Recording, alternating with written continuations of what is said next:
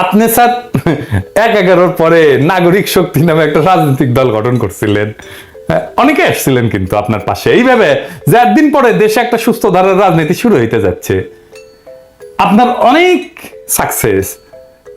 Success দুনিয়াতে, কিন্তু আপনার একটা ফেলিয়ার ছিল স্যার, আপনার নাগরিক শক্তি আপনার রাজনীতি করতে পারেন নাই। আপনি কিছুদিন পর দলটা বিলুপ্ত করে দিলেন এবং বললেন যে রাজনীতি আপনার কাজ না, আপনি রাজনীতি থেকে সরে গেলেন, কুইট করলেন। আপনি একটা কাজেই ব্যর্থ হয়েছিলেন, রাজনীতি। আজকে আমি আমাদের মাননীয় প্রধান উপদেষ্টা প্রফেসর মোহাম্মদ ইউনূসকে উদ্দেশ্য করে কিছু বলতে আসছি।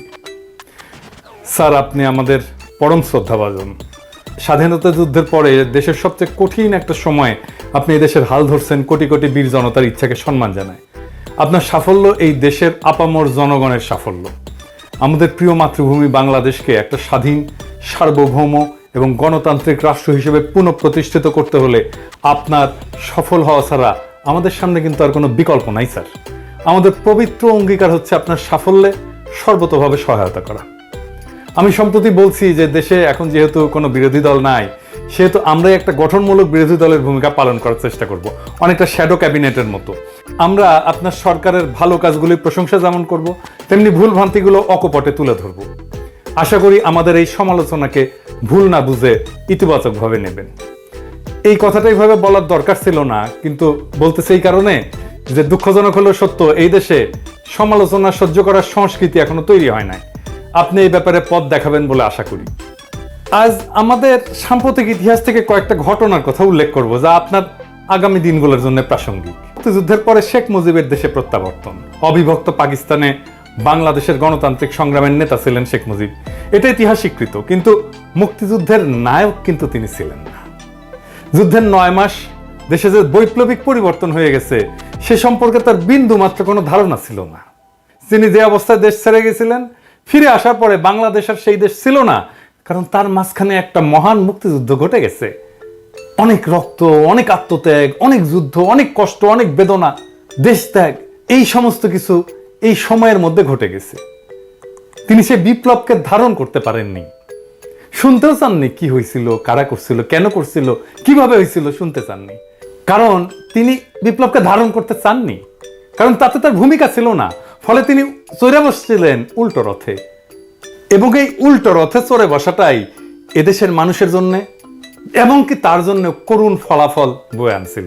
আমরা সবাই জানি, এটা একটা কঠিন সত্য। আপনি স্যার কিছু মনে করেন না, এইটার সাথে আপনারও মিল আছে মুজিবের এই ঘটনার সাথে। আপনি কিন্তু আমাদের দ্বিতীয় মুক্তিযুদ্ধের নায়ক না, নায়ক আমাদের বীর ছাত্র জনতা। শেখ মুজিব অবিসংবাদিত ছিলেন বলেই ৭২-এ সবাই তাকে অন্তরের সাথে বরণ করছিল। আপনি সর্বজন গ্রাহ্য বলেই দেশবাসী এবার আপনাকে চাইছে।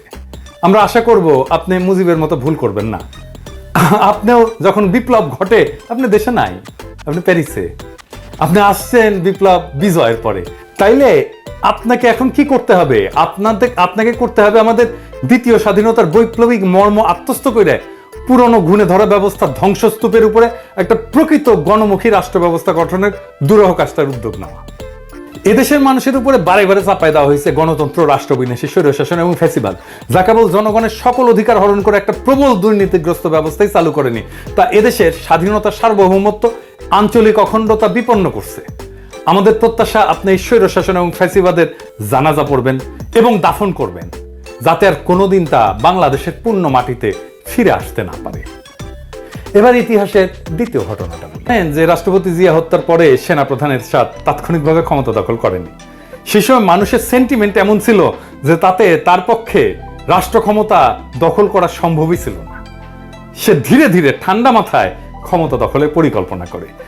ঘটনাটা হইতেছে যে পরিকল্পনাটা কিন্তু সে করে না স্যার, করছিল এরশাদ ছিল ভারতের ১ নাম্বার পুতুল।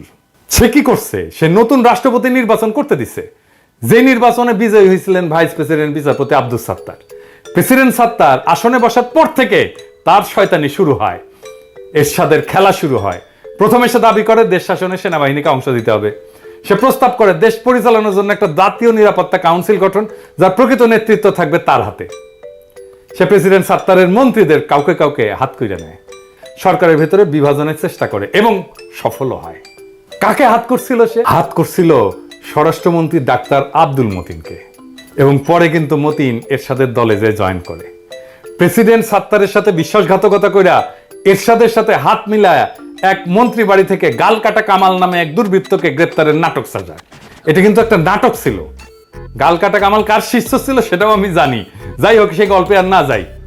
এই নাটকটা এরশাদের সামরিক কুয়ের পথ প্রশস্ত করে এবং এইটা পোস্ট করছিল ডিজিএফআই, সাজাইছিল।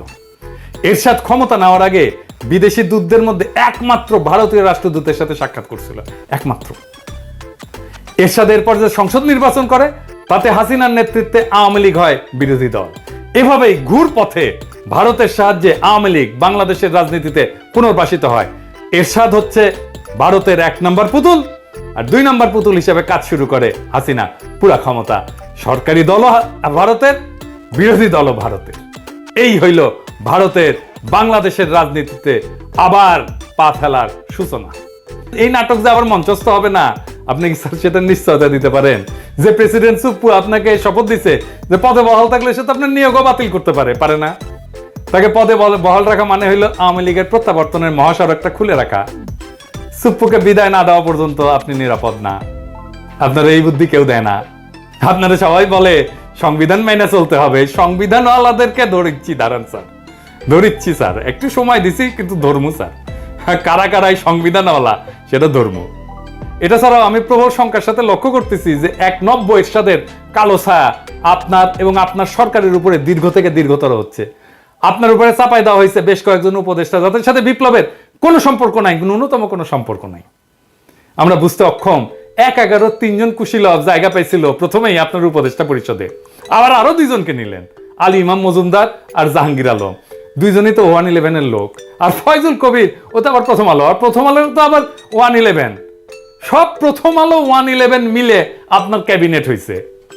মানে আপনার ক্যাবিনেটে সিঙ্গেল মেজরিটি গ্রুপ হচ্ছে 111। শুনতে পাচ্ছি যে বিপ্লবের সহযোগী কোনো প্রখ্যাত ব্যক্তিকে আপনার সাথে সাক্ষাতের সুযোগও দেওয়া হচ্ছে না। আমরা কিন্তু জানি স্যার যে কারা এসব করতেছে এবং কেন করতেছে। একটা জিনিস দেখাই স্যার, আপনার উপদেষ্টা হাসান আরিফের পোলা হাসনাত আব্দুল্লাহর ছেলেকে নিজে গার্ড দিয়ে নিয়ে গেছে তার বাড়িতে, পোড়া বাড়িতে দেখাইতে। মালপাত্তি ভালোই নিচ্ছে মাশাআল্লাহ, বুড়াগুলার ইনকাম ছিল না, এখন আওয়ামী লীগ পাহারা দিয়া কিছু কামাবে তার পোলা। আমি বাগড়া দেওয়ার কে? আপনার উপদেষ্টারা বলে আমি নাকি উগ্র, হটকারী, আনম্যানেজেবল। কি স্যার বলে না? হ্যাঁ বলে তো। তো আপনার শান্তশিষ্ট, লেজ বিশিষ্ট, লেজের আগে অবশিষ্ট সুশীল উপদেষ্টাগুলোর কাজ কাম দেখেন স্যার, দেখিচ্ছেন তো। বদনাম করলে ওদের হবে না, বদনাম হবে স্যার আপনার। আপনার একটা গল্প বলি স্যার, গানের গল্প তো মানে আপনি পছন্দ হবে। ওই গাই গরুর বাছুর মারা গেলে গরু কলে দুধ দেয় না স্যার, খালি লাথি দেয়। ওই গাই গরুর দুধ শুকা যায়। তো তখন গোয়ালা করে কি আপনি জানেন এটা স্যার, অনেকে হয়তো জানে না, আমার ক্ষুদ্র ভ্রাতা ভগিনী জানে না। তো গোয়ালা বাছুরের চামড়া ছাড়ায় ওর মধ্যে খড়ার ভুসি ঢুকায়, ঠেইছে। বোকা গরু মনে করে যে তার বাছুর বাইসা আছে, তখন সে লাথি দেয় না, দুধ দেয়। হাঙ্গারের শত শহীদের রক্তে কেনা বিপ্লবের বাছুর কি মরে গেছে স্যার? হ্যাঁ, তাই ভিতরে ঠেসা 111 ঢুকাইতেছেন আপনি, একটার পর একটা ঢুকাইতেছেন। আপনারা মানা করিচ্ছি তারপরেও ঢুকাইতেছেন। আপনারা স্যার 2 জনের নাম দিছিলাম স্যার, আপনি জানেন যে এনাদেরকে উপদেষ্টা করেন, করলে ভালো হবে, বিপ্লবের ভালো হবে, দেশের ভালো হবে। আপনি তো কথাটা রাখলেন না স্যার।